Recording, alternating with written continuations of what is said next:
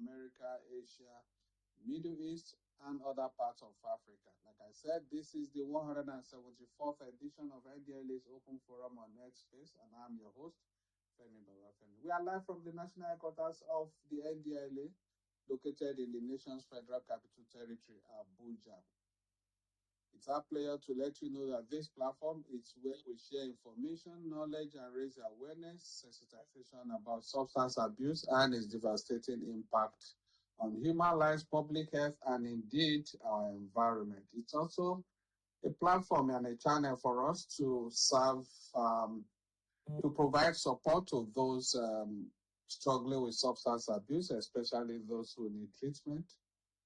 It's also another way for us to network with those in this field across the world, and that plays out very well every week on this platform. We also like to let you know that it's a means for us to update you about all of the activities of the agency, especially when we need to curb the scourge of substance abuse and illicit drug trafficking, as well as getting your feedback so that we can continue to improve on our deliverables and serve you, our society, and indeed humanity better.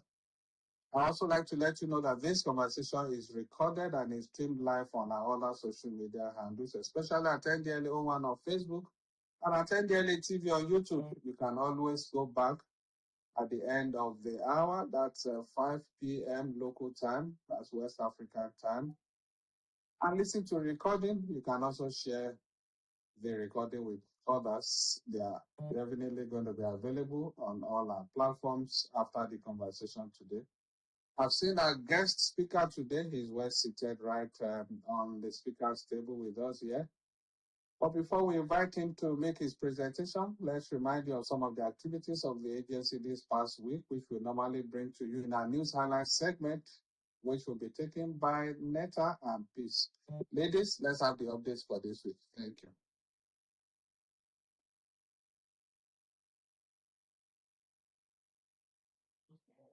Thank you, sir. Good day to everyone, and thank you for joining us on this week's X-Space. My name is Netta Dozier, and here are the NDLEA news highlights for the week. First, the headlines. NDLEA nabs wanted drug kingpin after 13 years in hiding over cocaine, heroin shipments. Dismantles clandestine laboratory in Imo village, recovers 18.4 kilograms methamphetamine, precursor chemicals, production equipment, intercepts Togolese woman with opioids. After 13 years in hiding, a notorious drug kingpin, Reginald Peter Chidebere, has been taken into custody following the seizure of large consignments of cocaine and heroin linked to him by operatives of the National Drug Law Enforcement Agency, NDLEA, at the Murtala Muhammed International Airport, MMIA, Ikeja, Lagos.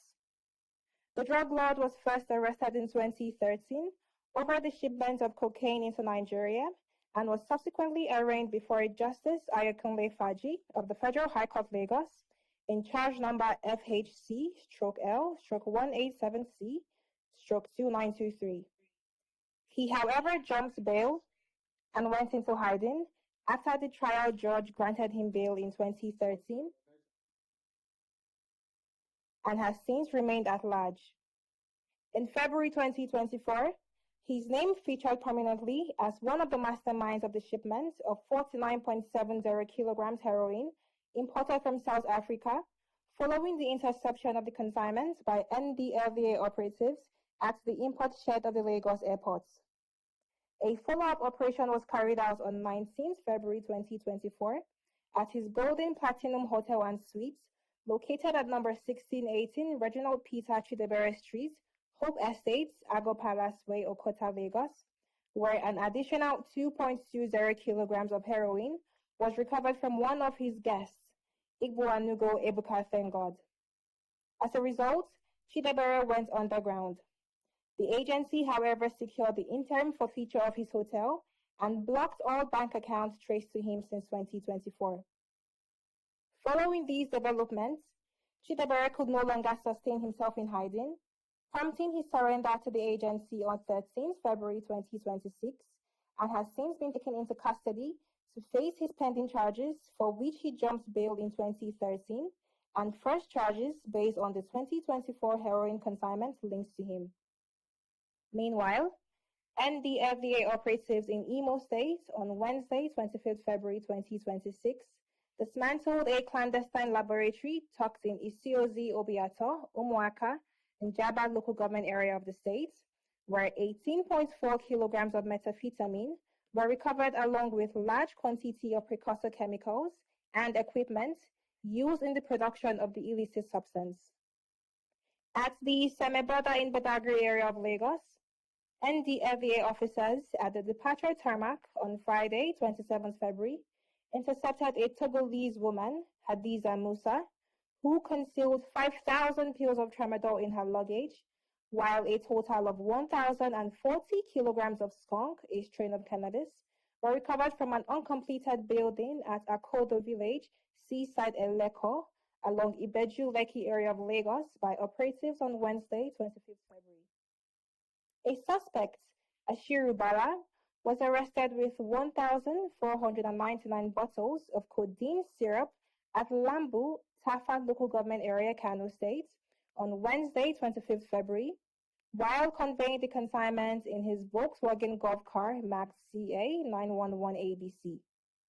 Another suspect, Yahaya Husseini, was nabbed on Friday, 27th February, while transporting 87.4 kilograms of skunk in a Toyota Hiace bus with registration number KUJ 544RL along Zaria Dustin Road, Katsina State.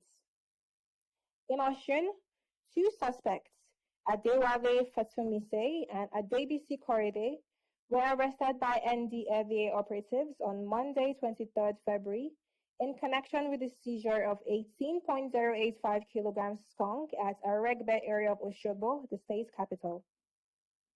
No fewer than 637,600 pills of opioids, including tramadol, diazepam, and XO5, were recovered when NDLEA operatives, acting on credible intelligence on Thursday, 26 February, intercepted a Mercedes-Benz vehicle marked KWL 607DC along Bali Suntai Road, while conveying the consignment to Barua in Gashaka local government area, Taraba State.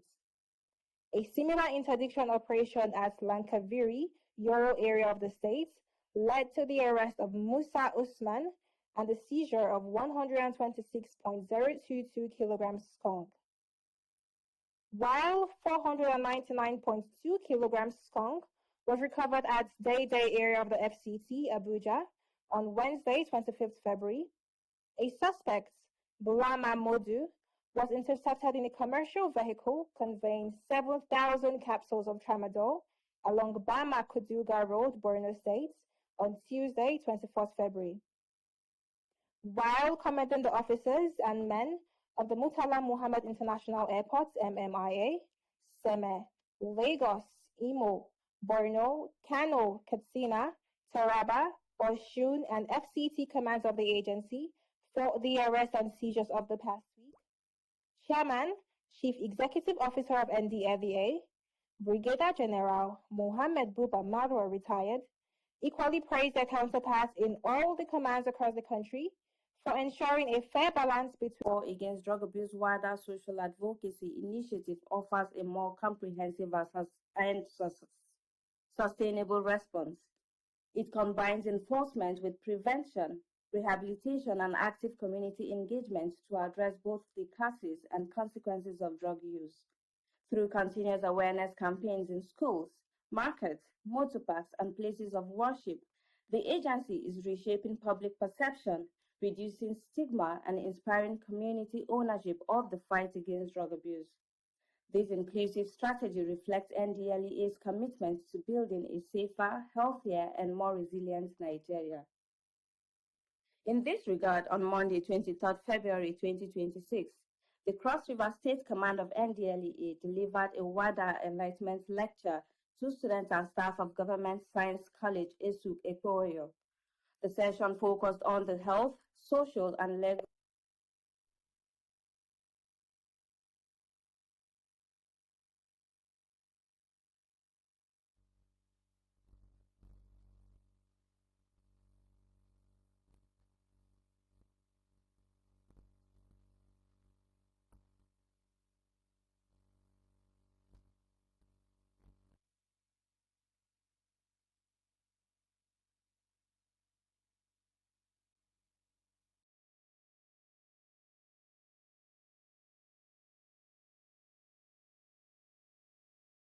In Oyo State, the NDLA Command intensified its advocacy by delivering a WADA sensitization lecture to students and staff of Federal Government College Odo-Oru, Ogbomoso.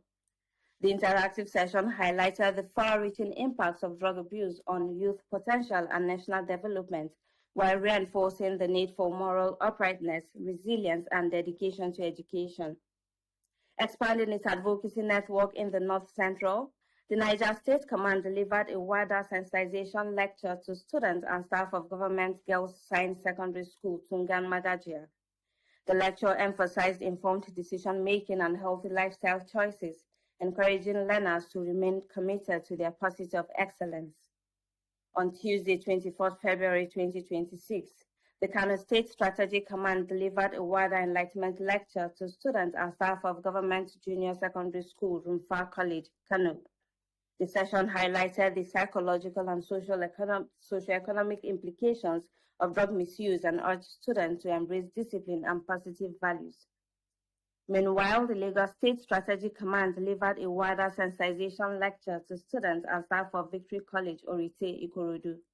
Participants were informed about the dangers of substance abuse and inspired to prioritize academic achievement and personal integrity. Sustaining the day's advocacy efforts, the Taraba State Command delivered a WADA enlightenment lecture to students and staff of Federal Science and Technical College, Jalingo. Officers stressed the need for vocational focus, responsible citizenship, and resilience in resisting drug-related temptations. The Idiroko Special Area Command further strengthened its advocacy drive with a WADA enlightenment lecture to students and staff of Brighter Comprehensive College, Idiroko, Ogun State. The engagement reinforced the agency's commitment to grassroots advocacy and encouraged students to cultivate strong value systems. In a similar effort, the Enugu State Command delivered an impactful WADA sensitization lecture to students and staff of Chibugu Comprehensive Vocational Secondary School, Udi Local Government Area. The session emphasized integrity, self-control, and the pursuit of purposeful ambitions as pathways to a drug-free future. On Wednesday, 25th February, the Zone 9 Command of NDLEA delivered a WADA advocacy lecture to students and staff of Gracefield Comprehensive College, Bodija, Ibadan. The interactive lecture encouraged students to resist negative peer pressure and become advocates for anti-drug awareness within their communities. On Thursday, 26th February, the Gombe State Command conducted a WADA enlightenment lecture to students and staff of Prime Academy, Tumfuri. The engagement highlighted the dangers of early exposure to drugs and reinforced the importance of discipline, resilience, and informed choices. In like manner, the Benue State Command delivered a WADA sensitization lecture to students and staff of Government Science and Technical College at Baha Otupa. Officers underscored the long-term consequences of substance abuse and encouraged learners to align their actions with their aspirations and community values. On Friday, 27th February, the Rivers State Command concluded the week's engagement with a WADA enlightenment lecture to students and staff of Christian Council College, Elakahia, Port Harcourt. The session reiterated the collective responsibility of students, educators, and communities in fostering a safe, healthy, and drug-free society, while inspiring participants to uphold excellence and moral integrity in all their pursuits. That's the update for this week. My name is Peace, and I hand you over to our host, Mr. Femi Babafemi. All right, thank you very much. And Netta there, welcome back from the news highlight segment. Let's remind ourselves about some of our rules on this platform today. Please note that when we approve you to be on the speaker's corner, you are expected to remain muted until after the presentation by our guest speaker, and then we start inviting individuals to unmute themselves, ask their questions, and make their presentations in few seconds. Please, we appreciate your cooperation every week in this regard. Now, we also like to let you know that we'd like to tell you about the NDLA's call center, where we have professionals, including counselors, clinical psychologists, psychotherapists, and psychiatric doctors who work 24/7 every day of the week to provide psychosocial support services, teletherapy to as many that call our toll-free helpline. The center has a toll-free helpline that anybody can call from any part of the country, wherever you may be located. All you need to do right from the comfort of your home is to dial our toll-free helpline 0800 203040. The number to call again is 0800 10 20 30 40. That's our toll-free helpline that you can dial to seek support or to seek help from our call center, where we have a wide range of professionals who will be glad and willing to assist and support you through rehabilitation and reintegration. Apart from this, we also like to let you know that if you cannot speak English or Pidgin English, professionals can also attend to you in any of the three major Nigerian languages, Hausa, Yoruba, and Igbo. This is to further deepen the reach and the availability of this service to those in the rural areas, in the communities where they may not be too exposed to English and Pidgin English. We do hope that we will take advantage of this service to be able to get support for our friends, for members of our family, or for ourselves in case we are already experimenting with illicit substances or we are already neck deep into this.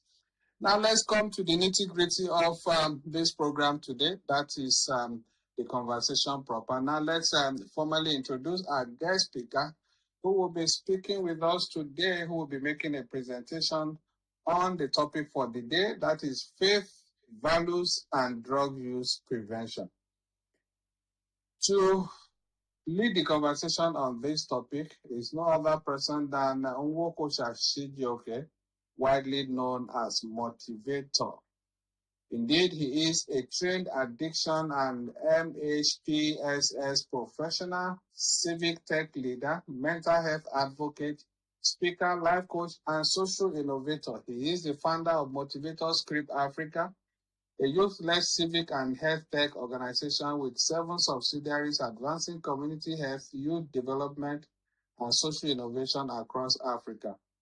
Deeply passionate about mental health, about mental well-being and healthier communities, Chijioke is driven by a strong conviction that every life is valuable and that society bears a shared responsibility to protect the vulnerable and save lives. A committed believer in God and His Son Jesus Christ, his work is guided by compassion and service. Chijioke serves in several national and international capacities, including as a World Health Organization Nigeria Technical Officer and an international RRPS facilitator.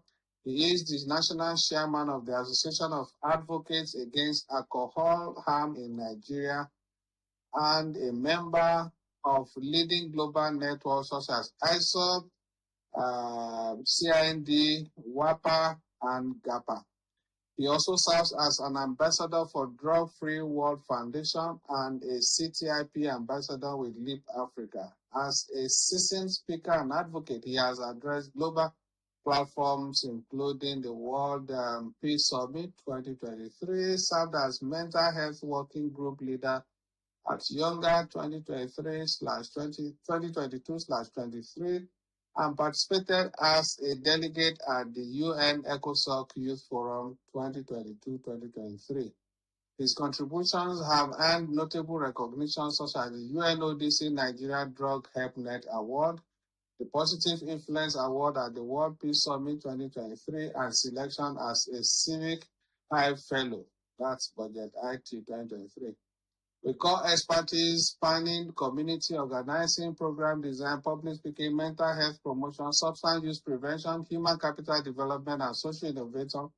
Chijioke remains committed to supporting youth mental health, inspiring healthier choices, and building sustainable systems that promote well-being across Africa and beyond. Please join me in welcoming Nwokosha Chijioke as I invite him to unmute himself now while we listen to him spend another 20 minutes thereabout discuss our topic for today, faith.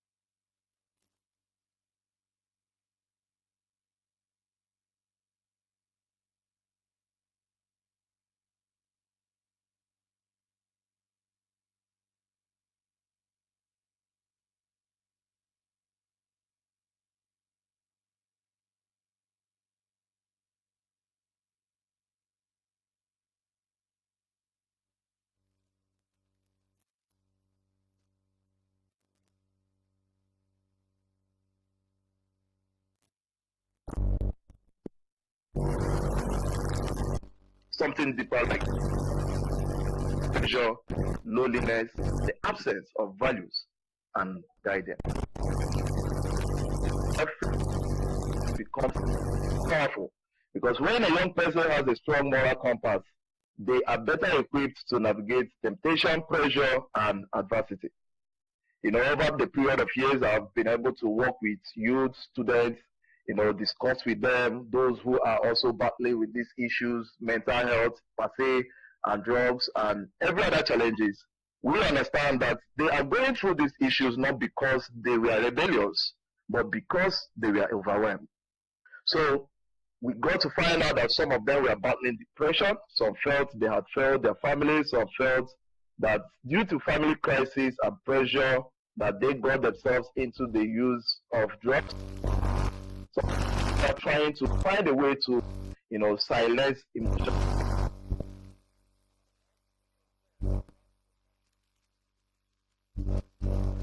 These are young guys and girls who are embedded with a lot of potentials. These are people who are smart and intelligent. So what we discovered that they lacked was strong support system built around values, faith, and emotional guidance. Now let's look at faith itself and the role of faith in drug prevention. May I let you know that faith has always been one of the strongest protective forces in our society. It helps to shape our character, conscience, identity. It helps to teach us purpose, responsibility, and discipline. And this gives a lot of people hope during difficult moments. That is where your faith is being rooted. You find out that you have an extraordinary hope, during difficult moments. But I want us to also understand that the people who helps build our faith also matter. The trust we put in those people and the level of support and encouragement that we receive back from them also matters. Now the big question is, I will always ask, and I'm asking today, we don't necessarily have to answer that question, but you can actually answer in your mind. What happens when faith is misapplied? What happens when faith is misapplied? Just like every powerful tool, faith is also a powerful tool, like I just said earlier. So when faith itself is misunderstood or placed in the wrong hands, it can sometimes deepen wounds instead of healing them. Now, I just want to quickly share a story of a young girl that she got molested at age 9, at age 16, and at age 13 and age 16. When she summoned the courage to talk to her parents about these issues at age 18, to tell the parents that this is what she has been battling with, the PTSD and the problematic, and psychosocial problems that comes with molestation and rape. She came to the parents to talk to them about this. And the parents, instead of, looking deep into the concerns of this young girl, they sent her to Osun State for 30 days praying and fasting. Not only 30 days praying and fasting, they sent her to the same uncle who molested her at age 13 to stay with him while he conducts the praying and fasting for this young girl. And I got a call from Port Harcourt where she was sent to Osun State from, and they told me that I should ensure that this girl is being taken care of as of 2021. And when I met with this girl, she swore never to meet with her family again until we started working on her. But these are parents who claim to be the most righteous in their own faith and in their own belief. Those who claim to be the holiest and the holiest. So this is pure example of when faith is being misapplied. So I am not saying prayer is powerful, it's not powerful. Prayer is powerful. But trauma also requires care, listening, and professional support. So when faith is being replaced, when faith replaces help instead of working alongside with help, the victims can always, and we always feel unheard, ashamed, and even blamed for their pain. Just like the young girl that I just talked about, that she was blamed for the problem that she was faced with.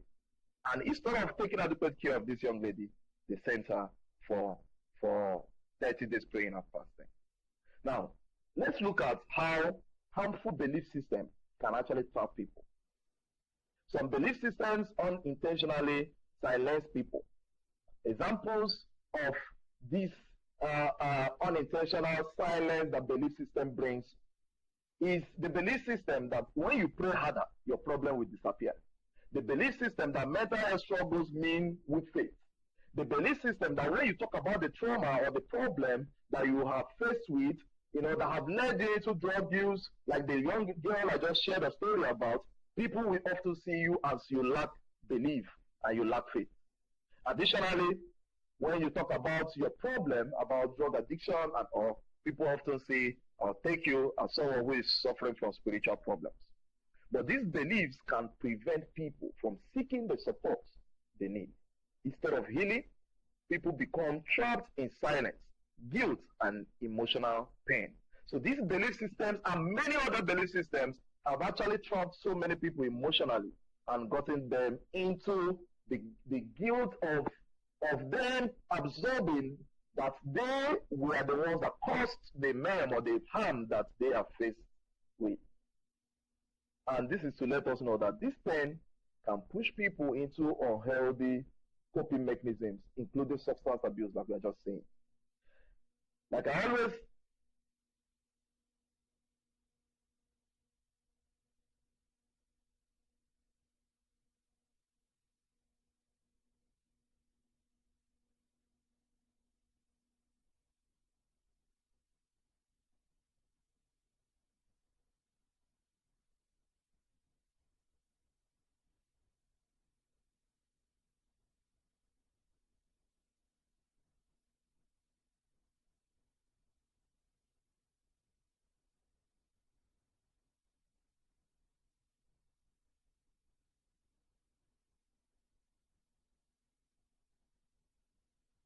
Yeah, okay. Yes, sorry for that glitch. Okay, we have Shijoke back now. Shijoke, you went off. Please go ahead now. You can come back. I mean, unmute yourself. You are muted now. Please unmute yourself and let's continue. If Shijoke can hear me, you are still muted. Please unmute yourself so that you can continue. Okay, I think it's having.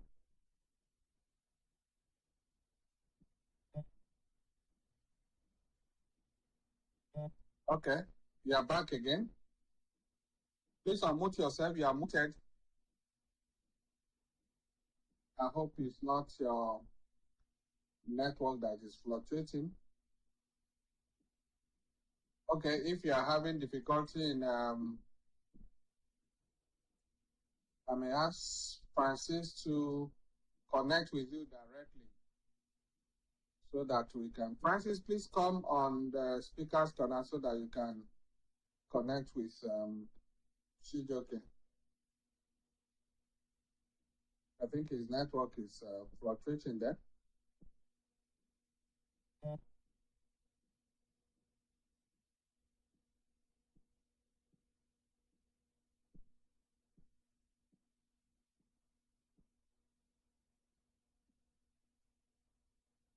Yeah, Francis, please come up to the speaker's corner so that you can link up with Shijoke directly.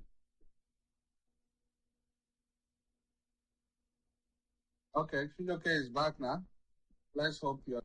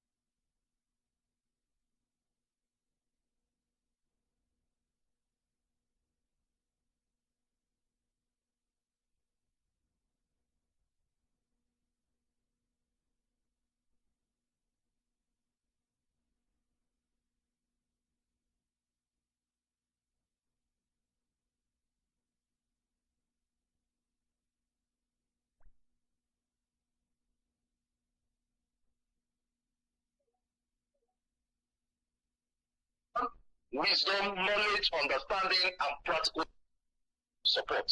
So not only for those people who are battling substance abuse, but those who are also being entrusted, those who we entrust our life into per se, and those who profess faith to us.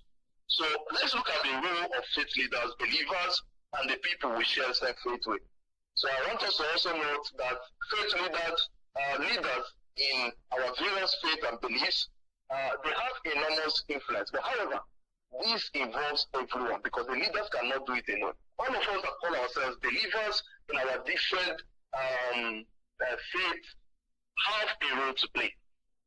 And this is what we need to do. Listening to young people, without any sense of judgment, refrain from, stigmatizing people, refrain from not creating a safe and a safe communication space and a non-judgmental space. Let's normalize the conversation about addiction, trauma, and the challenges that people also face. Let's also continue to refer people to mental health professionals. So we have a responsibility as everyone in the society to ensure that faith should never be used to hide pain. It should be a light that guides people towards healing. For true faith does not deny suffering. It responds to suffering with compassion, wisdom, and action. It responds to suffering with compassion, wisdom, and action. And that is me validating what I just said. Faith does not deny suffering. So let's talk about values as a protective shield.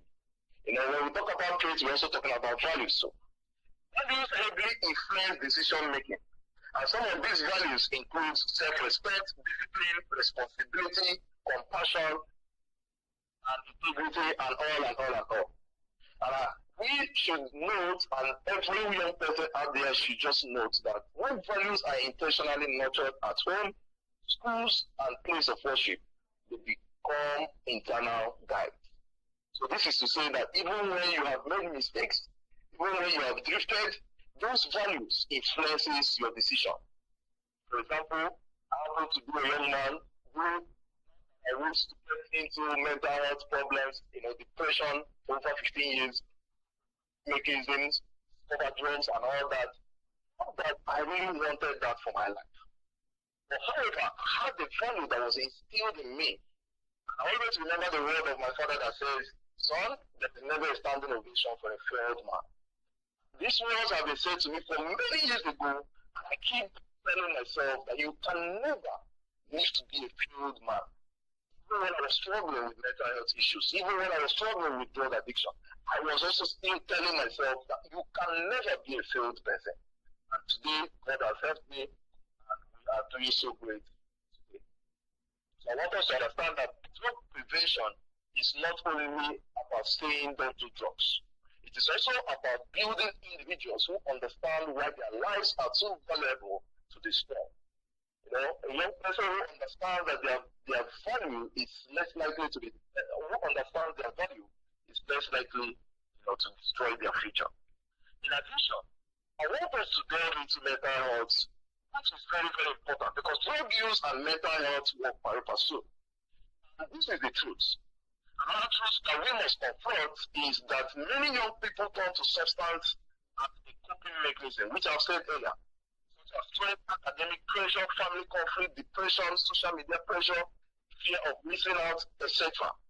And many times emotional pain, lack of guidance, and social pressure, when combined without support systems, substances becomes an unhealthy coping mechanism. All these things combined, when all these things comes up, choking these young ones, we turn to be using substances as a coping mechanism. I remember that fateful day, I was having a conversation with one of the young guys that I mentor, and he confessed to me that every day he takes nothing less than 5 to 6 sachets of alcohol every day to cope with the problems that he has.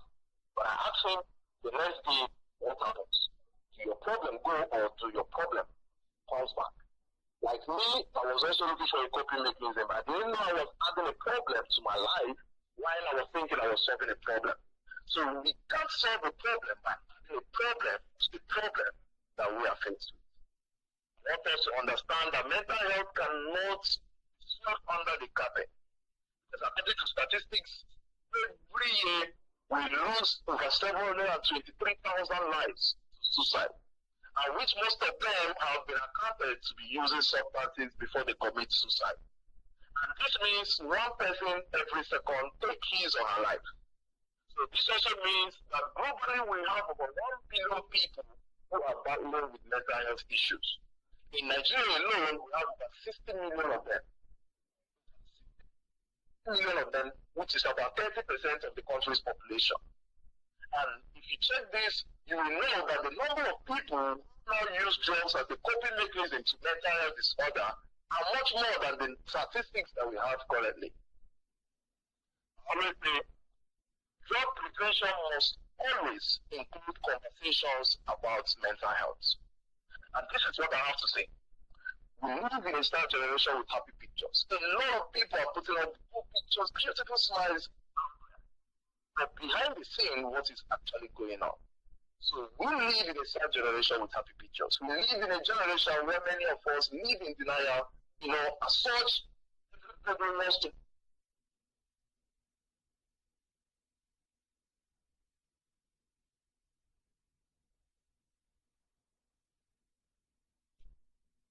We can't hear you now, Francis.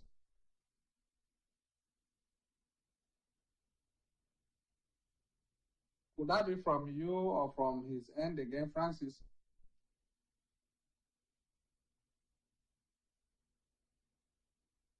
Okay, let's quickly sort that out now. All right, let me quickly acknowledge some of our compatriots on the space here while we sort that out quickly. Thank you very much, Dr. Jonah Akolo. Dr. Jonah Akolo is the agency's head of Alternative Development Unit. Thank you.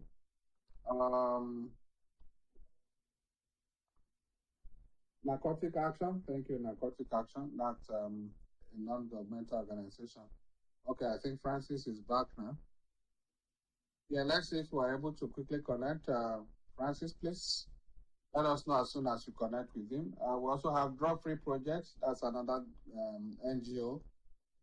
Thank you, Funsho Jimo. That's a regular. Another regular is Pascal Weibo. Thank you. Frederick Obre, Abubakar Shaibu, Yusuf Euphemia, Suleiman Yusuf, or Yola Omoli. Patricia Afolabi, thank you very much. That's our colleague in Lagos. That's the director of Chemical and Forensic Investigation. We also have Emiloko of Gold Coast. Emiloko of Gold Coast is a regular on the space. Olujobi Oluwani Femi, thank you. Itoha Alani is the head of Cleanbit 91.5 FM Abuja here. Thank you, Itoha. We have Isaiah Shibogu, thank you. Ayo Dimeji, thank you. Lawa Yahaya Lawa, thank you. Omoto Sholami Posi, thank you. We also have Wuniwale Ongbese. Okay. I don't know what that means. Max Ollard, Ayo Dele Falolu, Dahiru, Papesha Namdi Mane, good to see you, Papesha. Asma Akman, thank you. All right, Francis, please let's check with you. Are you set now?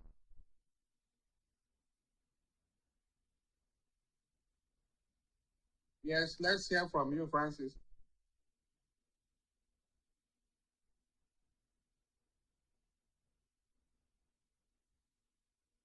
Okay. Francis is trying to connect with. Okay, I'll connect with him in a bit, sir. I'll connect with him in a bit. Just like 30 more seconds, please. Right there. Thank you very much. If you're just joining us, we are live from the NDLA's headquarters on our conversation today. We are already discussing our topic for today, that is faith, values, and drug use prevention. And our guest speaker, Nwokosha Shijoke, the founder, motivator, Script Africa, has been doing excellently well in leading the conversation. All right, I think you are set now. Okay, Yes. please go ahead, Okay. Chijoke. Okay, so thank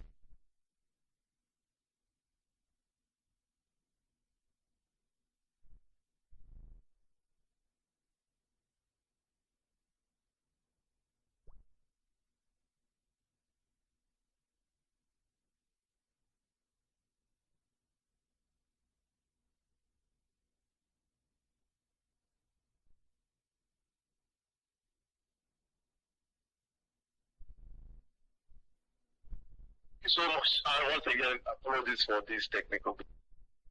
Until you have everybody, to acknowledge that at some point or they need help. So if we only fight drugs that ignore emotional pain, we'll continue treating symptoms instead of the root causes. And I am going to say that drug prevention requires a holistic approach, and every one of us has a role, including the community.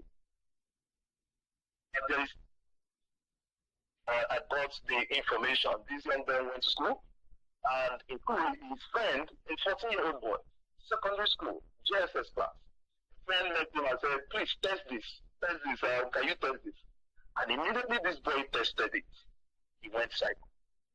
And how do we get this? Like, how do the parents get to explain this? That a child that they sent to school returned home psycho. A boy that went normal home psycho. Where would they start looking for money for treatment, for rehabilitation? Where would they start looking for this thing? So this is to say that it requires a holistic approach. It requires everybody to put their hands on deck. It requires the community to take charge of the situation in the society. Because if the society is not safe, every one of us will not be safe. Drug prevention requires parents, faith and community leaders, teachers, mentors, community organizations, everyone to be on board. This, like the FDLA as their team, play critical role. The prevention cannot be done by them. Families must talk to their children. Faith and community leaders must create safe spaces for young people. Communities must replace judgment with, and with holistic approach, drug prevention able to include honest conversation about trauma, mental health, faith, and values. Because when people feel supported spiritually, emotionally, and socially, they are less likely to turn to the substance for relief. And there is a level too who happens, to be one great person in the faith. She was faced with a lot of challenges. And it got to a point that she most likely, resorted to using substance. But how will she open up to talk about this problem? Because she feels in her faith, people will see her as this lady has fallen out of faith. But that is not what it is. That is not what faith symbolizes. So it's like I actually said earlier on, even in distress, faith stands tall. Because what faith is all about is to care and make sure that everybody is being carried along, is moving towards the purposeful, drive. So here is my message to young people. If you are a young person listening today and you are struggling with substance use or any challenges at all, not actually taking you to use a substance. I want you to know something that is very important. Asking for help is no weakness. I was also once like that kind of person who thought that if I asked for help, I would have actually been seen like a failure. If I look for someone to support me, the society would have helped me. I was also in that stage where I just thank God for His mercy and grace over my life that I was able to come through. So if I can overcome these situations, you too can overcome. Your life is too vulnerable to be numbed by substances. Your story is not over, and your future is still ahead of you. Now, here is my conclusion. Drug prevention is not only about removing substances. It is about restoring purpose. Drug prevention begins with the values that we teach to these young ones, we teach to people that are around us. It begins with the faith that we nurture. And when we are faced with situations and challenges, we should always remember that easy and soft life was not the promise. Victory. It is the faith that we should anchor our hope in. Let's know that drug prevention begins with the support that we provide. The support that we provide not only to our family members, but to everybody that surrounds us. I tell people are going through a lot. We don't know what people are battling. So it is our responsibility to provide support, any amount of support that we can actually provide to people. Drug prevention begins with conversation that we are willing to have about these real-time issues, about these problems that we are faced in our society.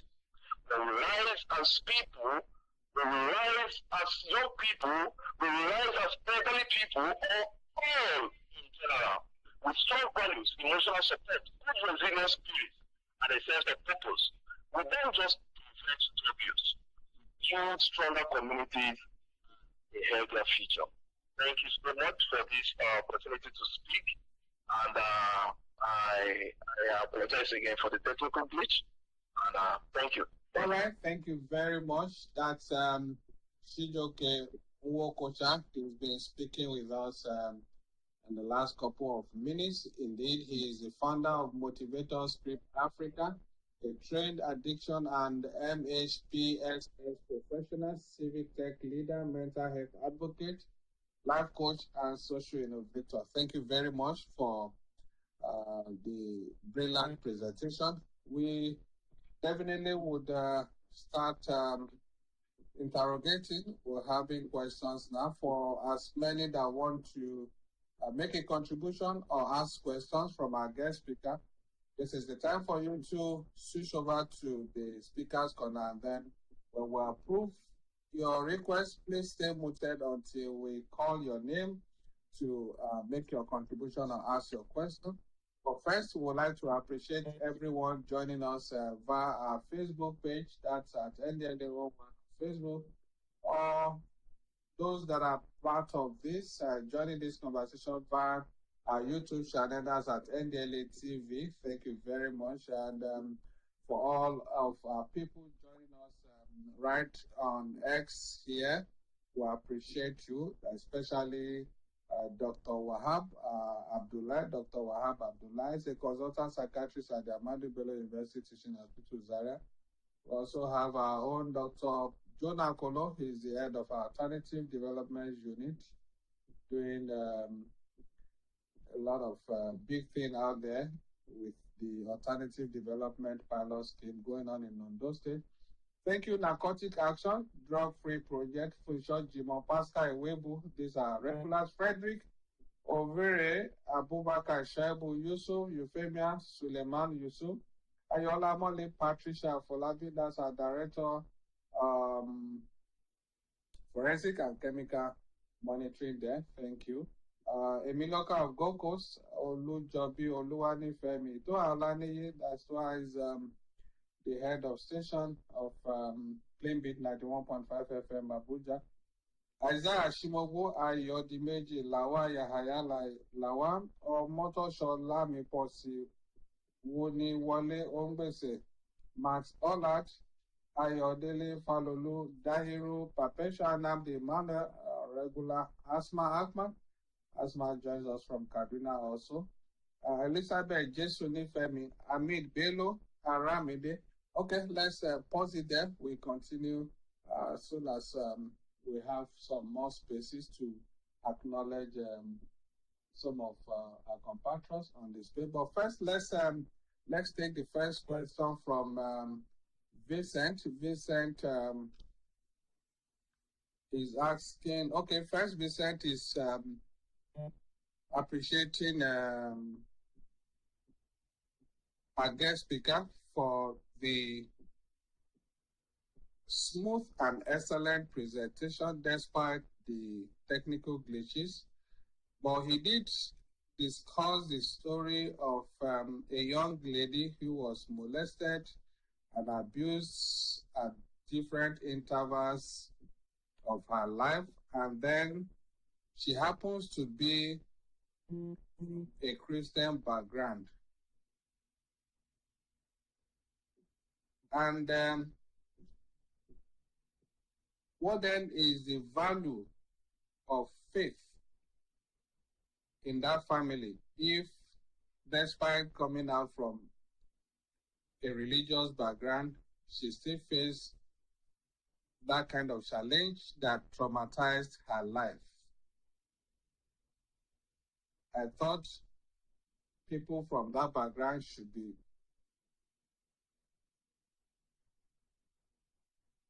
I thought people from that background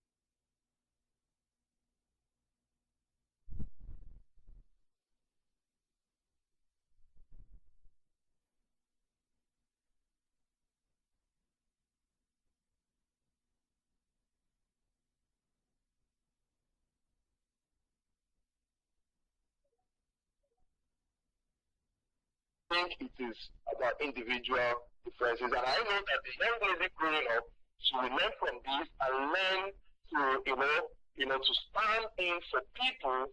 Of course, she's already doing social justice, for girls who have been molested or who are going through, the rape issue, standing for girls and standing for people, right? That was what the parents needed to do instead of, misapplying faith in that situation.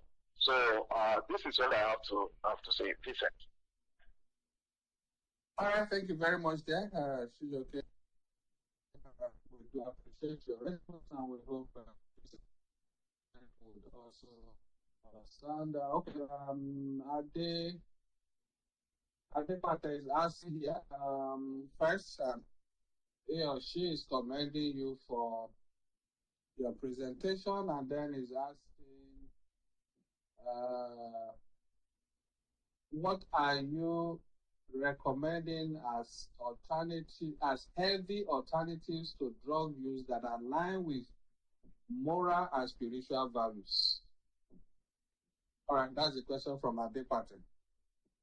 Shijoke, can go ahead, please. Okay, so if I get the question correctly, he said what the guidelines what are you recommending as healthy alternatives to drug use that align with moral and spiritual values? Okay, so I don't think there is any drug use that aligns with spiritual values. That is, if I get the question correctly. But I think there are drug use that aligns with cultural whatever. There are some places in the cultural backgrounds that encourages the use of some substances. So if it is what she's saying, I would actually, I don't know what the challenge might actually be, right? So it is important, like I always say, that the healthy faith looks like combination of spiritual guidance and professional support. The role of professional support cannot be overemphasized. So I don't stand in that I'm not in that good standing to say for what question the person asks, this is what you have to do. But it depends on the challenges that the person is faced with. So, combination of spiritual guidance from people who understand how to help you navigate the problem or the challenges that you're faced with, and then you seeking for professional support. This helps to promote accountability and to protect people who are vulnerable. So I think this is what I have to say if I get the question correctly. All right, thank you very much. We do hope so. Okay, let's take this one from Oliver. Oliver is asking, what do you think is the role of traditional values, and how significant is this in preventing substance use among Nigerian youths? Because in the face of the two major religions, there have been quite a number of issues. But do we look or consider traditional values? What role do these play in preventing substance use among Nigerian youth? Thank you. All right. Thank you, Oliver. Please, you can go ahead. Okay, so when we talk about the tradition, like I just said earlier, yeah, so I feel there are things already that are ground to change the status quo, to change the nomenclature of what we think is right or is a norm in our traditional setting.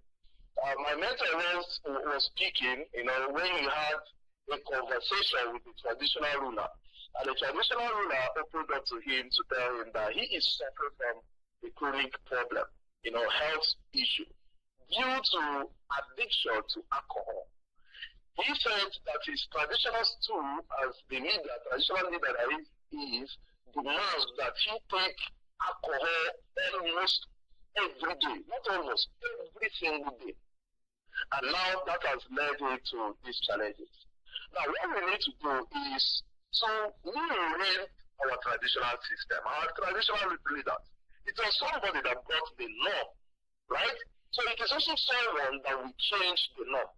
It is also someone that will rearrange them. It is someone that will take up this status. I was speaking at an airspace, under ASHAN, the Association of Advocates Against Alcohol. And when I spoke about the challenges that comes with alcohol consumption, a young man who was in the airspace said something. He said he didn't know that it is, alcohol comes with such consequences. And at his place, they take it, as it is water. So that young man left that day with a change of mindset, with a new orientation about this problem. So this is what I believe we should do, as we're also talking about the faith-based, we should also include the traditional people, orient them, change the norm, and continue to speak about the dangers that associate with drug use. Thank you. Thank you very much, Dan. Okay, we have another question here. This one is coming from Onse. I hope I got that correctly. Okay, is asking, what would our guest speaker recommend to the Nigerian government? Is it to prioritize faith-based initiatives over secular approaches in addressing this age-long menace of drug abuse? Just your thoughts. Thank you. All right, please go ahead. Okay. All right, so thank you so much for that. In as much as we will say that the NDLA is doing greatly well, but we also need to understand that NDLA is part of the government, so I'm talking about the government. It's doing really well. But we need to understand something, that I was speaking to a group of youth, and I told them, I said, if you're waiting for the government to do everything for you, you may actually wait a longer time, and that is the fact. Now, the traffickers are not sleeping. The producers of these illicit drugs and those that oppose it, they are not sleeping. Every day they are coming with more to make more money. Whether like are going, they know the business. So this is what I will advise, and it's my thoughts. The government and these agencies need to prioritize much more, basically on prevention, heavily on prevention. Alongside the organizations like ours and every other organization should also prioritize prevention. Because prevention is better than cure, like we all know. When we equip these young people, these young chaps, with education, when we equip them with facts, truths, and knowledge, it will be difficult for the traffickers to get them, to sway them into the other way. So when you think about what the government will actually do, we also, all of us as individuals, should also think about what we need to do. And I believe that every one of us should leverage prevention. Like I said earlier, if the society is not safe, none of us is safe. If the society is healthy and better, all of us will also enjoy it. Thank you so much. All right, thank you. We have them streaming in, and let's take this one from Joseph. Joseph is asking, it's also commenting the guest speaker and also asking, against the backdrop of the story of the young lady you mentioned in your presentation, do you think should parents' religious beliefs So, how do you think parents' religious belief influence young adolescents in their approach to substance abuse? Okay, he's referring to the story of the lady and how parents' religious beliefs influence the approach of young adolescents in regards to drug use, substance abuse. All right, let's have Shijoke take please. Okay, so in response to this, in regards to the story that I shared, I will simply say that this is a problem of poor parenting. A problem of poor parenting, right? So we have another story of a young girl who happened to be 16 years old, and she was being molested by the uncle. So after sleeping with her, the uncle gives her marijuana and some pills to erase her memory, right? And the father to this girl is also a pastor in a church. But not paying attention to the things that God has given to you, which includes the immediate family. But now pay more attention to other things and other until it was discovered by someone else. Right? So I would say poor parenting have caused us more harm than good. So I wouldn't say it is about their religion. We now live in a generation where everybody feels, they filter what they want to believe spiritually. The ones that they want to believe, the ones that caution them and counters their negative things, they filter it. Everybody wants to pick the one that will, massage their ego. So in that situation, I would say that it is the case of poor parenting. I don't think that the person is a believer, actually, to even not treat the daughter very well. Regardless of the position in your place of worship or your faith, if you don't take care of your primary assignment, then I begin to question your belief system. If that automatically becomes a direct, challenge, there are problems that parents cannot actually, handle, because of course, how do you explain a young guy that gets into campus with good values, with good training, doctrine and everything, and then he starts, touring towards another negative path? You cannot blame the parents, of course. But regarding to this, other one that had to do with this girl, I can actually say poor parenting. And it does not necessarily have anything to do with the belief system. They just feel everything is about that particular praying and fasting, and not even believing the girl that told you that she was molested. Rather, you send her back to the same uncle that molested her, right? So co-parenting is a major challenge in our society today. So that is where we attribute the challenge to, not about religious belief system or anything. I don't know if that answers the question. All right, thank you very much. We have another one from Miriam. Miriam is asking, still on this story, you did submit that faith plays a major role in drug use prevention.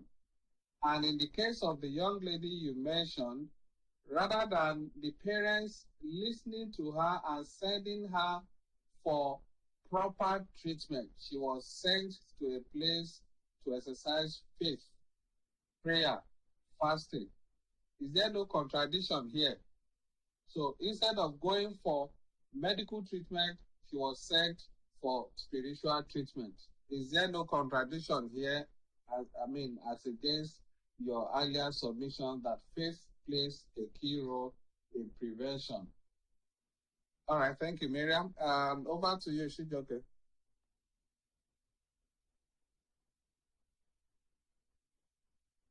Francis, you are muted. Hello? Yes, we can hear. Please go ahead now, yes. Yes, if Miriam listened to me carefully, she should have heard me when I asked the big question, and I go back to the big question. What happens when faith is misapplied? What happens when faith, the powerful true faith is being misunderstood and placed in the wrong hands? For example, you cannot bring a bottle of water and then say, by faith, I command the water to open. I command the bottle cap to open, and water come and enter my mouth. That is not faith. Faith cannot do the things that you have to do yourself, right? So that is not contradiction. The problem there is it was placed on the wrong hands. They believe that the girl was suffering from a mental health issue, psychosocial problem.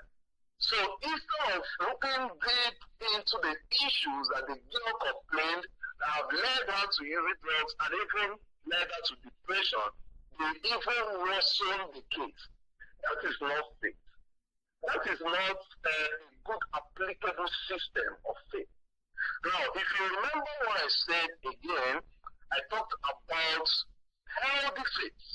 And I said faith should heal and not silence people's problem. Healthy faith does not silence pain. It creates space for healing. I also talk about that healthy faith combines spiritual guidance with professional support. Spiritual guidance with professional support. When you pray that the person gets better, you also use the professional support that is available and applicable to get the help that the person needs. Do you understand? So that is a pure example of misapplied faith and faith getting into the wrong hands. So we cannot say that is the real faith itself. And if the person can also go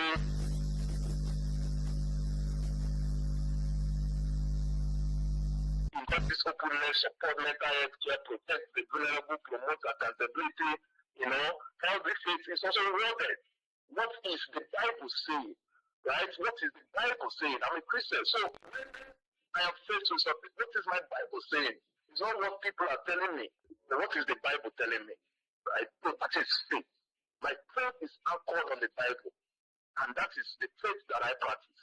And that was not the faith that the parents of that young lady practiced. Thank you. All right, thank you very much. Let's take this one from Babatunde. Babatunde is thanking you for breaking it down to the smallest understandable units. But I have a problem here, and the problem is we do know that we're very religious people in Nigeria and very prayerful people. That's notwithstanding, we still have this problem, despite how religious we are, we still have rising problem of substance abuse. Why do you think this has refused to abate in spite of deep religious community on the sides? Is it failure or we are not practicing our faith the right way? Thank you. All right, thank you, Babatunde. Let's leave it to Chijoke now. Okay, so I think Babatunde have already answered the question. So we are not practicing it the right way, yeah? So 2024, we got the statistics of how many billions or how many trillions that was made in alcohol consumption. Of course, the Christian faith do not really encourage alcohol, do not even encourage alcohol drinking aside for some other people. The Muslim faith do not encourage alcohol. So one question I was asking that when I saw the statistics, I was not asking who drank 7 trillion naira. Right? So we live in a generation, I said it earlier, we live in a sad generation without pictures. We live in a generation where people live in denial. Everybody wants to portray that they are doing so good and doing right things. But behind, what are they really doing? Everybody is showing up to say, the good person, I'm a better person, and this behind the scene, what is going on? When I talk to young taps about this social media thing, about this celebrity things and they are following, I said these celebrity guys have money to fly themselves abroad to get themselves the dogs are treated. How many of us have the money to eat 3 square meals? The people that we are telling are following as role model. The alcohol industry use these people as if it's to the industry that they are getting the money as celebrities. So is it making the younger generations and the young ones to believe that when you take alcohol, you can be like all these celebrities? But it is not true. So we, like Babatunde just said, are not practicing what we're supposed to practice. We come to preach something else. I'm not saying everybody, but I am saying that some persons, most people are not practicing what they preach. Right? It's like me talking about this faith thing and all that. And after this call, I will just go back and start drinking about 20 bottles of alcohol and all that. Then I'll come and talk about these faith values and, how to stop alcohol and drugs and all. That means I'm not practicing what I preach. So, the high time we start normalizing conversations, the high time we start telling ourselves the truth and stop living in denial, we start owning up to the challenges that we're faced with and praying to God in sincerity and with sincere mind, things we're supposed to do in sincerity, then the better for us in the society. I tell people Nigeria have good policies, we have good policies, but what happens? Poor implementation. People, everyone. So I hope that this is just the answer that the person have actually given his last statement. Thank you. All right, thank you very much, Chijoke. Chijoke has been speaking with us since let's just say in the last 1 hour. But then he's joined us since 3 p.m. West African time. Thank you very, very much, Chijoke. We are wrapping up gradually. We have barely 30 minutes more. We do hope we'll be able to take as many questions as possible within the time we have. Okay, let's read this one from Amino. Amino is saying, why I agree that there might be issues with parenting from the home and a fall in our value as well as an issue with our faith. I also like our guest speaker to also look at the direction of the influence of the internet, especially social media, where our young people believe more in the wrong role models than even their faith or the religion of their parents or even values. Let's consider this. No matter what you teach these young people from home, they have more trust and faith in what they see on the internet where they spend most of their time. I believe our guest speaker will understand this and agree with me. Okay, let's see if Chijoke agrees with Aminu there. Please go ahead, Chijoke. so I'm going to definitely. I think I wouldn't say that. Yes, what you said is right, but I wouldn't say it's everybody, right? It's also individualistic. Like as much as possible, I try not to generalize things. As much as possible, I try to personalize them, right? Well, one thing is for sure that if you see me outside doing something, there is 50% possibility that you can trace whatever thing you see me doing to the home, to the house, to where I grew up. If you see me speak, the way I speak, if you see my father speak, you will feel I am my father and he is me. So what am I trying to say? The cultural values, everything value starts from home. Even the social media thing.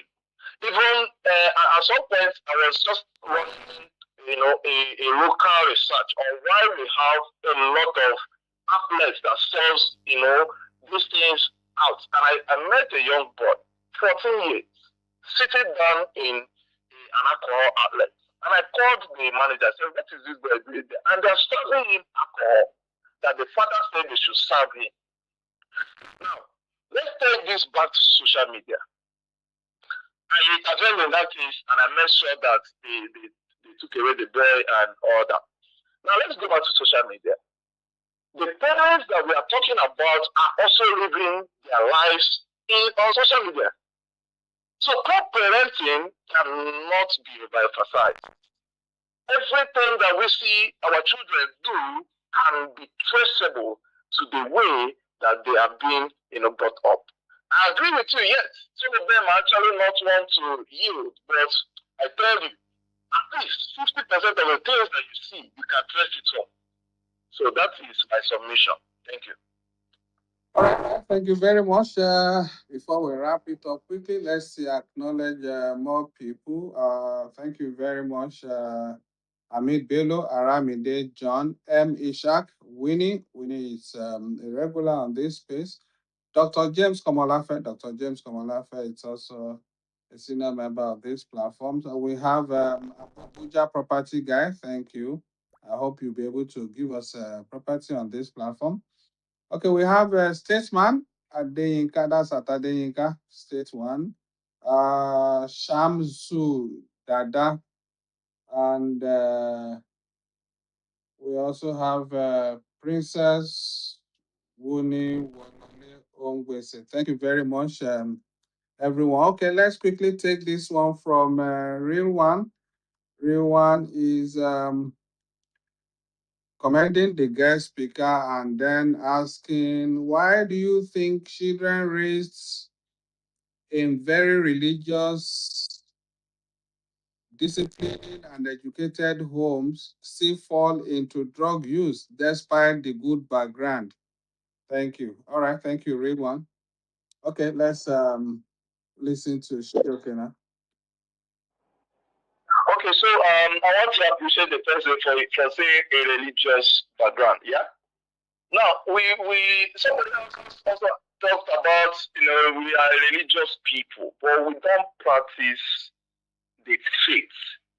Do you understand? Yes, there are some little problems where you have done everything right as a parent. You have done everything right, train your word or your child the right way you should train the person, and the person still goes, astray. But remember when I was sharing my story and I said something. I said when I got into drug use because of depression over 15 years, I was in campus, I was also battling depression. But now that I wanted to battle it, something led to it. Now I said something that even when I was going through that problem, I was also hearing the voice of my father that always remind me that there is never a standing ovation for a failed man. He said this thing many years ago, and that voice rings back to today, till tomorrow. So this is me saying that in as much as we have those ones who are actually, done rebellious, regardless of how you have trained them well and all that. One thing is sure. One day with prayer, with God, and with your belief system, and with your hope, the person will come back.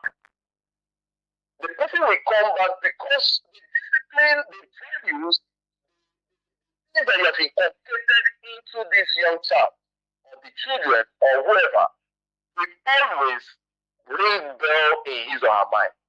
Will always, all time, ring bell in his or her mind and bring him back. There are things that is inevitable. There are children that, like you just said, you train them very well, but you just find out that they just got themselves into things that are not worth it because of peer pressure, because of other issues. So you cannot deny those facts. The one thing I know for sure is if you're someone who has instilled discipline, value into these young ones, it will be difficult for them to drift. But peradventure, if they drift, they will still find a way back. They will find their way back.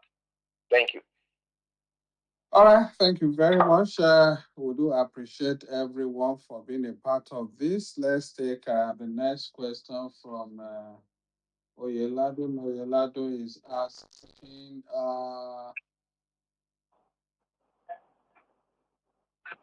what would you say is the relationship between spirituality and resilience in the face of substance abuse? I believe.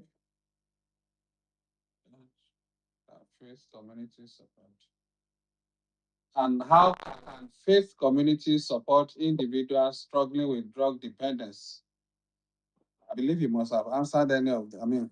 Okay, but please speak to that so that we don't ignore Oye. No, I didn't get the question. So I didn't get the question. What do you think is the relationship between spirituality and resilience in the face of substance abuse, and how can faith communities support individuals struggling with drug dependence? Okay, so I will just talk about how faith organizations can support. Yeah, so the spirituality aspect of it, I will just go straight to talk about how they can actually support. Now, I listed what healthy faith looks like. And like you just rightly said, I've said this over and often time.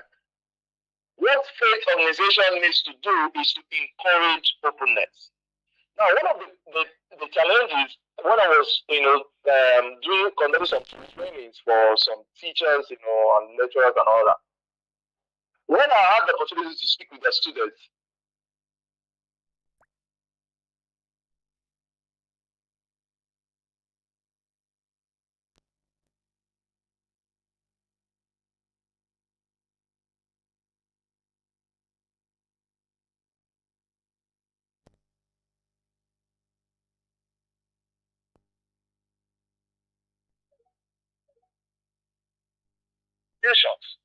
where you try to open up to a fellow believer, and tomorrow you just see that your name is being spread across. So what do they have to do? It's not left for the faith-based leaders alone. Everybody in the faith. Encourage openness, support mental health care by offering a listening ear or a shoulder, by protecting the vulnerable ones, by promoting accountability. And I tell people, don't attempt to solve a problem that you know you cannot finish. A problem half solved is a problem magnified. A problem half solved is a problem magnified. So if a faith-based leader or anybody can't solve a problem, please refer. Refer, because there is dignity in holistic work. Everybody put their heads together. So allow the person to contact and get professional help. Drug abuse does not mean that the person has failed in life. It's not a moral failure, it's not a spiritual failure. It's just like the person at some point, yes, missed it, and the person is coming back. So let's encourage the person. Let's encourage them, and let's, embrace them and help them to win over this challenge that they are faced with. So these are the ways, and many more other ways that faith-based organizations can actually help, people who are struggling with this issue, and not use them as stories. and not stigmatize them, in front of people who knows them and all that. Thank you. All right, thank you very much. We actually have some faith-based organizations that actually not only make use these issues as to sensitize the congregation, but they also, quite a number of them also have facilities where they provide treatment, counseling, and even skills acquisition for members who have issues with substance abuse. Okay, let's quickly take this one from Emmanuel. Emmanuel is asking, should emphasis be placed on drug education or moral values in schools in the face of what we're discussing, so we can save the future generation of our children? Because this is where I have a confusion whether to prioritize drug education in our schools as is being done by the government and NDLA at the moment, or is the moral values which were actually in place in decades ago when we didn't have these issues. Okay, let's have your take there. Okay, Francis and okay, I think Francis is back. Okay, let's have your take there, Shijoke. That's the question from Emmanuel. Okay, so yes, I agree with you, Emmanuel. We have to prioritize, education. The last time I was in Abuja, we had a meeting, seeing how we can actually bring in drug abuse prevention as a curriculum in Nigerian secondary schools, right? So we need to make it not only as a subject, but a subject with a difference.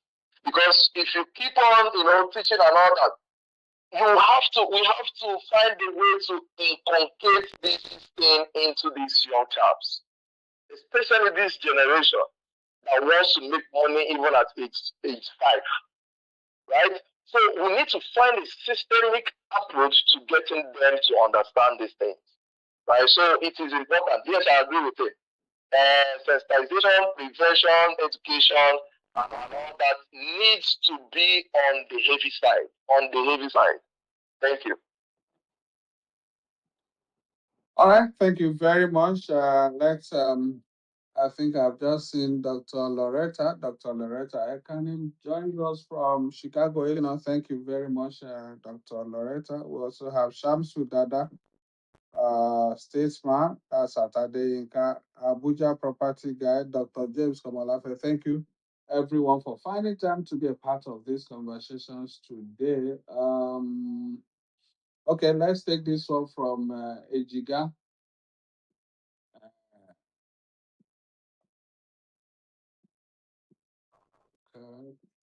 Okay, I'm trying to skip some questions now. I believe some of these questions have been answered in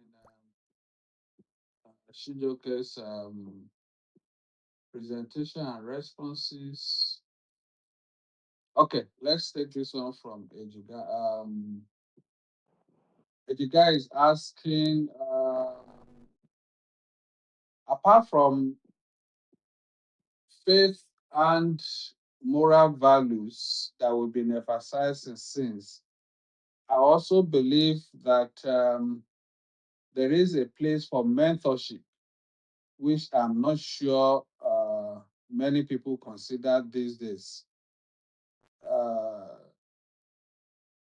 I would like to ask our guest speaker if indeed mentorship is also something very important that parents and the education system can consider for our young people in order to guide them, to protect them against peer pressure and falling into substance abuse.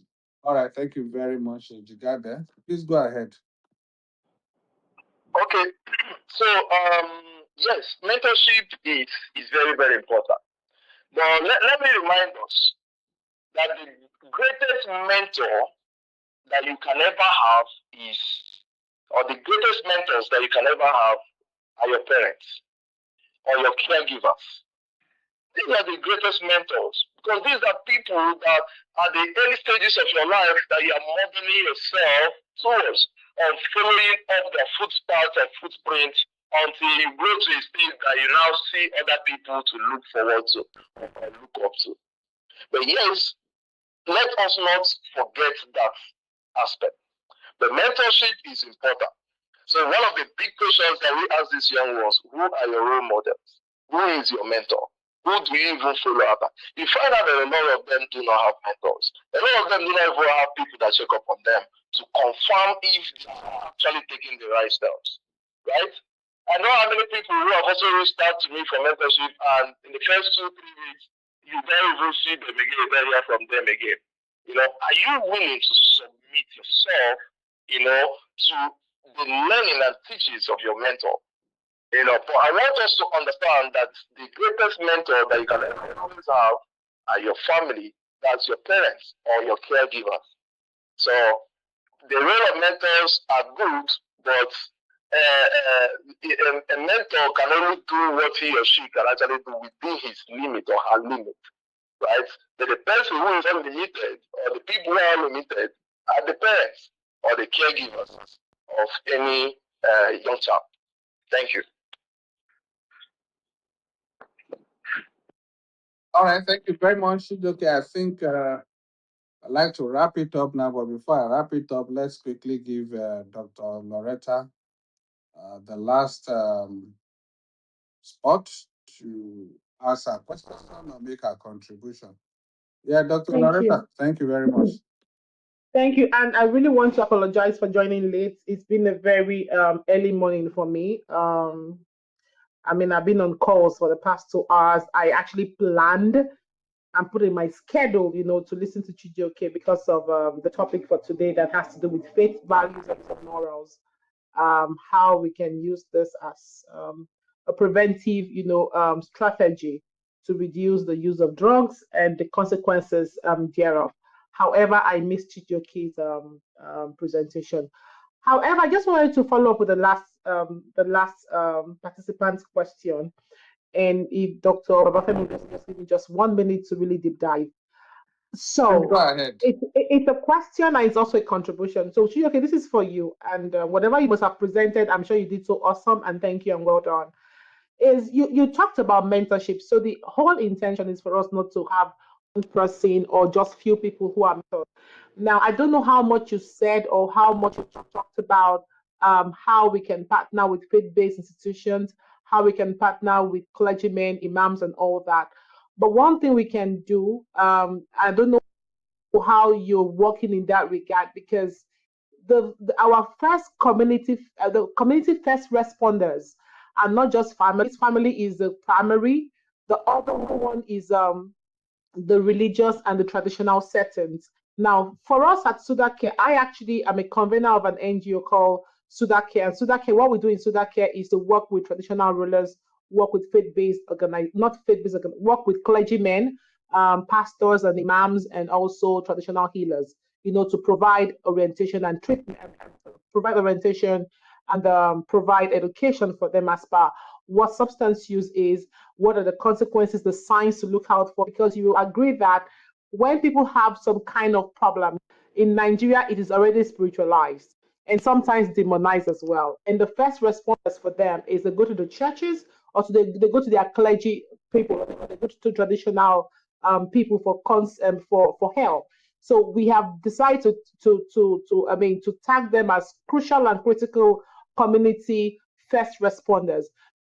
So the question is, how can we make our community first responders even mentors, even coaches, as regards preventive ways to reduce the use of substances, and also utilize those already existing functional structures as linkages and referral systems to where people can find help, because that's what we do in Sudacare. So I do not know how your discussion or presentation was, but my question is, what are you doing, or what is your organization doing? Because I hear you say people come to you. So what are you doing to replicate yourself? through family ties, through community system, and through faith-based system to ensure we have many more of Chijokes that can mentor more people. Is one rich one? We can say one will reach many.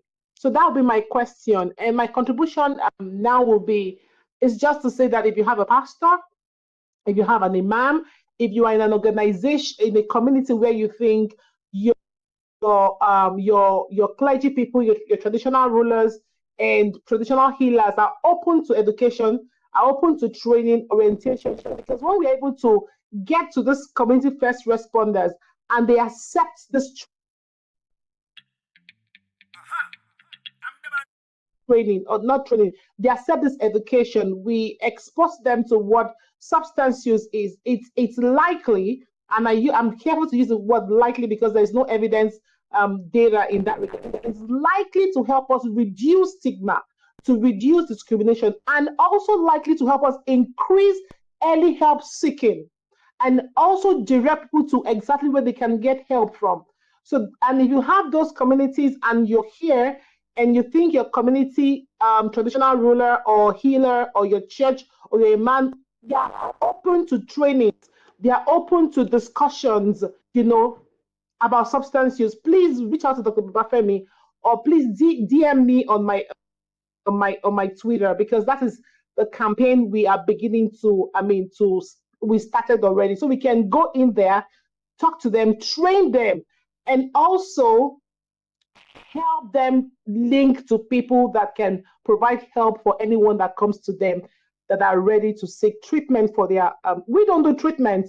Ours is just to do education and to link people to available services in the community through the traditional level, through the churches and mosques, and through traditional healers. You heard me well. Even Babalawo's traditional healers, we want to reach out to them because people go to them, and we believe in faith, but we want to bridge science and faith to say we can use one hand to say, you know what, we'll pray, we'll consult the gods, we'll use the other hand to look at the medical component, treatment and prevention. So that's my contribution. Then, okay, the question I had for you is what I'm hoping you can answer. Thank you.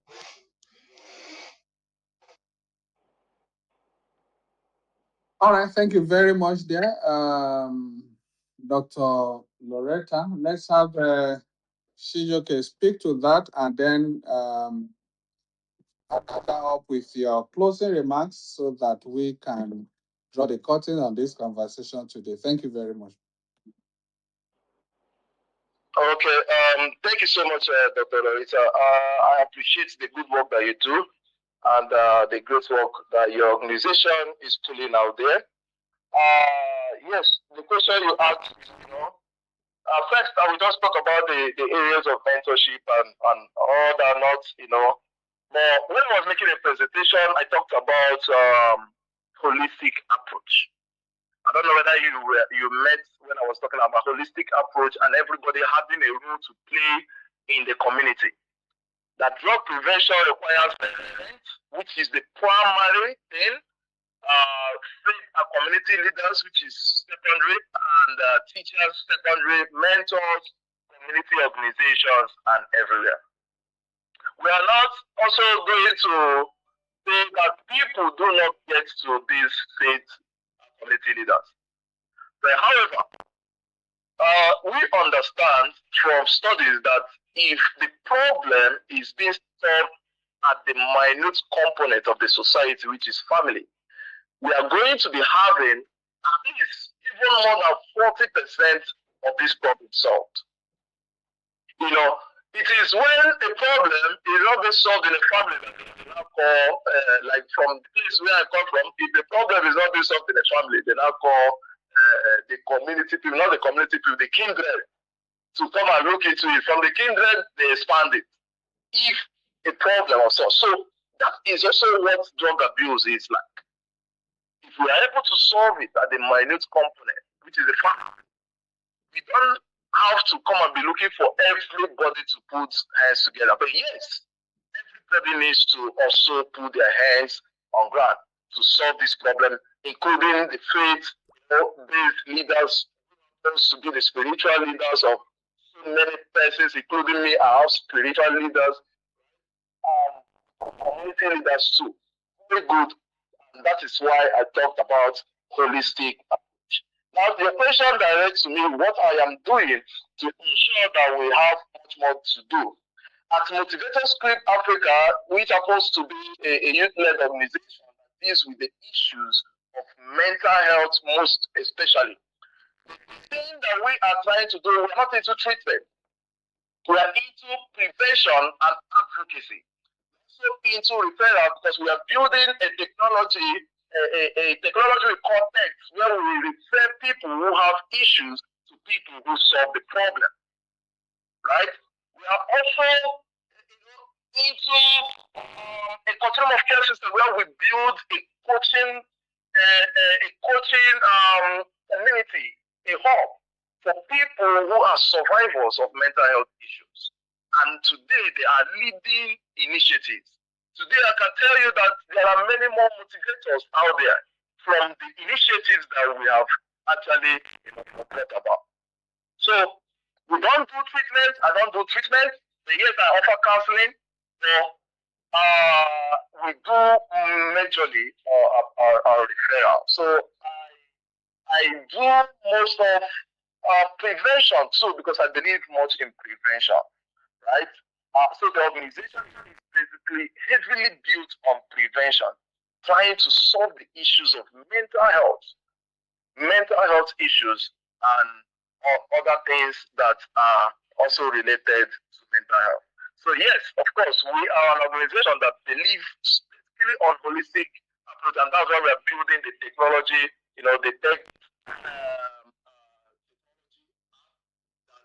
helps us to connect people who offer help with people who need help.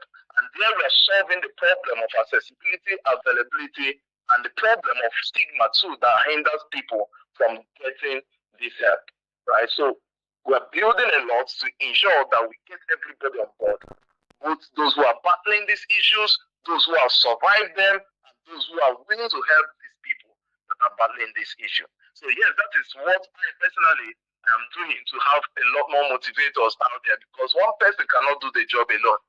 You need a lot of people to put their heads together with yours and say, let's go, we can actually get this thing done. Thank you. All right, thank you very much. I believe Loretta wants to say something more. Please go ahead. Yeah. I just want to plead with the speaker. Please, this is a plea.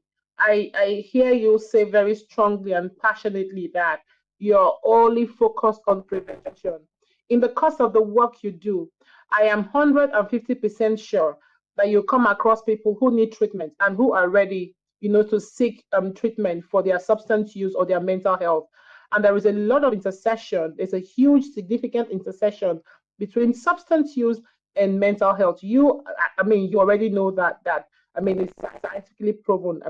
If you see a substance use issue, you will see a mental health case. If you see a mental health issue, you will always see, to a large extent, a substance use challenge. So I want to kindly plead to say that, peradventure, in the course of your work, you and your team, and you find someone who needs help, who is ready to access treatment, please just connect and just have ready for your team the contact at NDLA, because I know they have a huge database of treatment centers, and some are free and some you have to pay. But please do not discard those that are ready, to access treatment, because people say, I'm just going to do prevention. But in the course of talking about prevention, you see people to say, you come across people that say, you know what, I am please ready, please show me where, tell me where.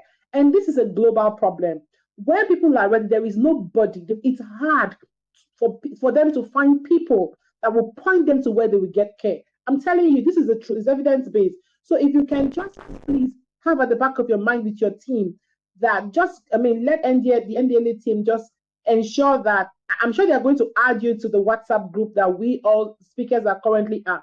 I also want the admin lead of that WhatsApp to please have a contact information for NDLA, that organizations can contact NDLA about people that would need immediate help, to access whatever treatment for their mental health or their substance use. Let it be an ongoing reminder on that platform. So Chijioke, please, I'm begging you, because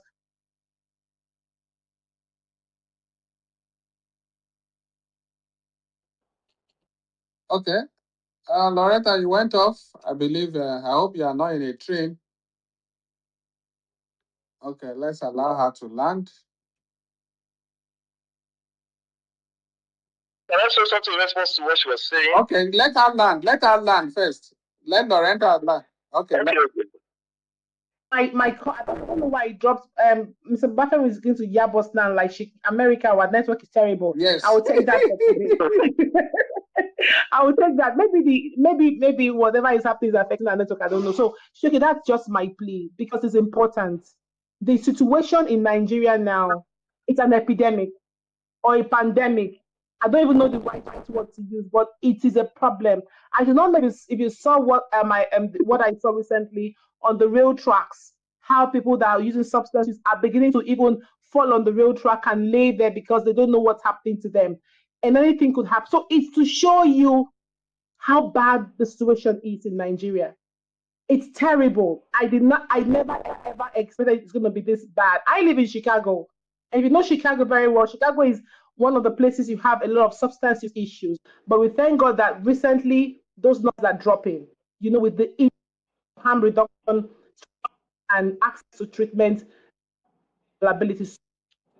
You think treatment and prevention, please just know that somebody might need help. Somebody needs help, and be there. Let your team be there. If we have the likes of you, pockets of you all around the country, I'm sure. And another thing I wanted to talk about, Mr. Buffett, is the things I'm hearing. It's really heartbreaking. I'm hearing that people who are seeking help for their children or their wards or family members or friends, seeking help for substance use treatment, they are met with expensive treatment costs. I hear people are even charging up to 2 million for 4 months or a month. How will man afford to make is it not a business? So GK, you understand the passion, because how are they even able to afford treat bleeding? So you see that as you're talking about prevention, as you're saying prevention, please, let's also have in our hand access to treatment. I will yield the mic. Thank you, Mr. Fami, for giving me the opportunity. All right, thank you very much, Loretta. Then let's have Chijioke. You want to speak to what she said so that we can wrap it up quickly. All right, so thank you so much. For Loretta, I understand the passion we all share, the same vein and all. Yeah, so when I talk about prevention, now since 2021, I've been in the space, working around this issue.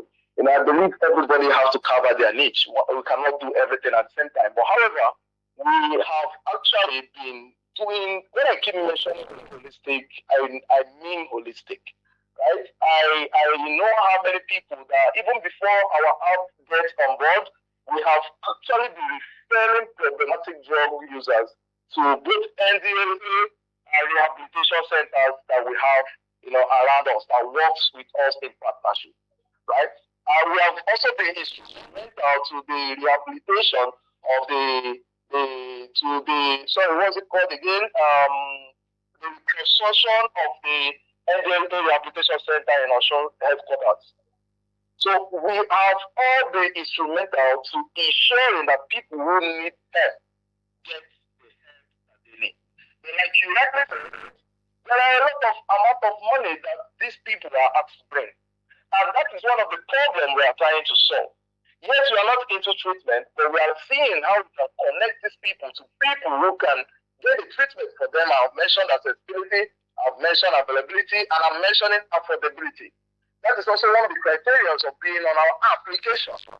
Because you must make your treatment affordable for people who do not have this money to get the treatment that they need. So we are putting our hands on ground to see how we get this thing. So we are not leaving them behind. The goal is not to leave anybody behind. We leave nobody behind. We make sure we go for it and get them all out, all that we can actually get out of these minutes. So be rest assured that I and my team, even as we prioritize prevention, we do not neglect treatment.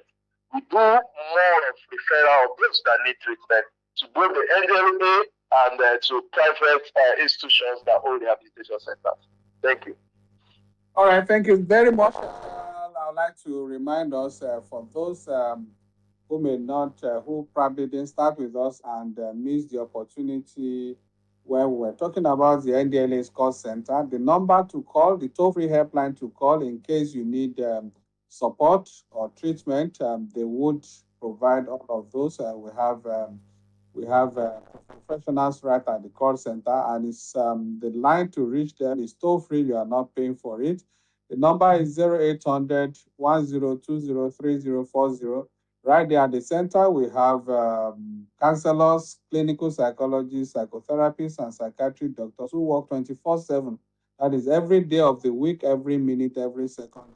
Right there, and they can speak with you in English, Pidgin English, Hausa, Yoruba, Igbo. So let's continue to take advantage of these platforms available apart from the 30 treatment and counseling centers provided, managed by the NDLEA across the country. This is the point where we draw the curtain on the conversations today. We'd like to thank sincerely all our compatriots that have joined us across the globe, especially those that are in far distant places with a huge time difference. That's talking about Dr. Loretta Ekane, who joins us from Chicago, Illinois. I know it's about 6 hour difference. Now, thank you very much for finding the time to join us. And all our compatriots right here across Nigeria, where you may be located, Dr. Wahab Abdullahi, Dr. James Komolafe, and the rest of you guys, we appreciate you. Thank you very much for being a part of this conversation.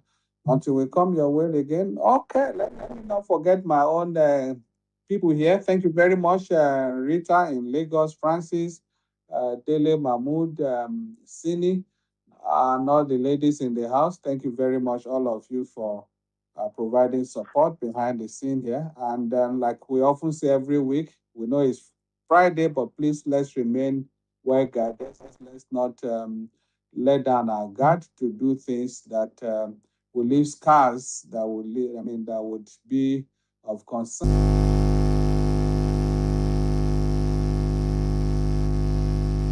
Abuse or going into